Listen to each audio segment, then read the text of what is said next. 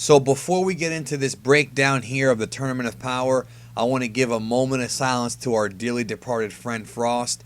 We hardly knew ye.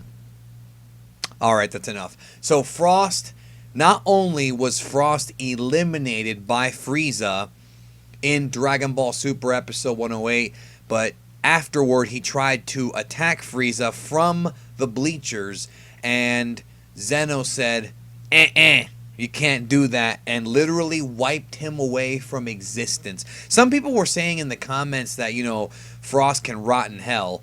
And I'm thinking, wait a minute now. I don't know if when Zeno wipes you out, like when you get eliminated or deleted by Zeno, I don't think it sends you to a hell. I don't think you go to the check-in station. I think you disappear from existence. Now, I could be wrong on that. They haven't specified it, but I think that's what happened. So as of right now, Frost is gone, and he may never come back. So his tyranny in Universe 6 will end, and he will never get his revenge on Frieza as the way things stand right now. But anyways, welcome to my breakdown of Dragon Ball Super's Tournament of Power Eliminations as we head into the special coming up here very shortly. 1 hour special, 2 episodes of Super back to back. And I've already covered one of the big eliminations, and that is, of course, Frost. He is gone, and still nothing on the 2 Universe 6 Namekians. They haven't even shown them in the actual series yet. We'll see where it goes. Frost's elimination puts Frieza up to 3 eliminations, but Frost wasn't the only one that was eliminated. Frieza got himself another elimination. There were 4 eliminations because in this episode, Frieza eliminated Jimeze from Universe 2.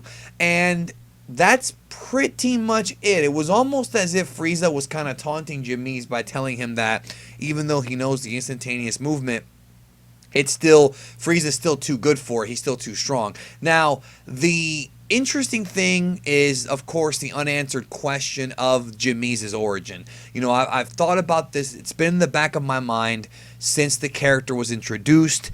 Why is there a Yardrat in Universe 2? And that's not the only character that I think is out of place here. Zarbuto, for those of you who are new to Geekdom 101, who are newer subscribers, first of all, welcome. Second of all, you may have missed me say this, but a few weeks ago, one of the Japanese magazines revealed that Zarbuto is actually a Sufurian, otherwise known as a Sufurujin, or in the English dub, a Tuffle. And for those who remember, during the Saiyan arc, King Kai-Osama explained to Goku the history of the Saiyan Tuffle War on planet Vegeta, which was written by Toriyama. Even though it became a major plot point in GT with Baby, it was still originally a story written by Toriyama for the anime, so it is part of the continuity even of the manga, I would say. But we haven't seen a Sufurian in this series. We've seen a Sufurian in GT. We've seen one in the Plan to Eradicate special from many, many moons ago.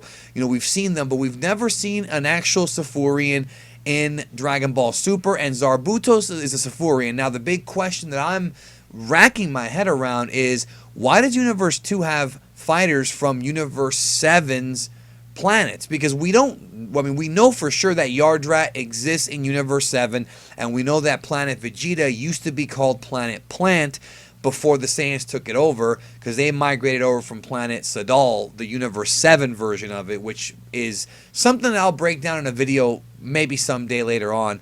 But basically, they came over to that planet, and they had a war. After a while, they had a war with the Sufurians, right? Which is Zarbuto. So why is Zarbuto originally from Universe 7, why is he in Universe 2? Is it one of those things where the Yardrats and the Sufurians are actually from Universe 2, and at some point they migrated to Universe 7? And if so, how did they do it? Were they given some kind of celestial craft? Were they moved there by the gods or angels of the said universes? Were the captains, like did Hellas or somebody before her predecessor, did they go and recruit them? So many unanswered questions. Why are there Sufurians and Yardrats in Universe 2? I want to know in the comments what you think about that, because that's been something that's been in the back of my head for a while, and I really hope we get an explanation, because Universe 2 seems to be quite interesting as a result of their very unique recruitment. So as it stands right now,